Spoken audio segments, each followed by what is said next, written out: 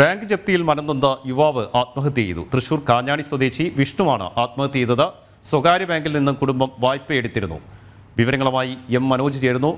മനോജ്, എപ്പോഴാണ് ആത്മഹത്യ ഉണ്ടായത്? എന്താണ് വിശദാംശങ്ങൾ?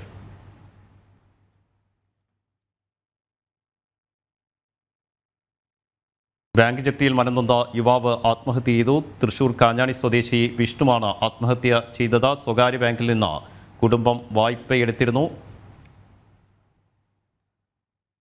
ുമായി ബന്ധപ്പെട്ടാണ് ആത്മഹത്യയെന്നാണ് ബന്ധുക്കളുടെ ആരോപണം. ബാങ്ക് ജപ്തിയുമായി ബന്ധപ്പെട്ട് ഏറെ മനോവിഷമത്തിലായിരുന്നു ഇദ്ദേഹമെന്നും ബന്ധുക്കൾ പറയുന്നുണ്ട്.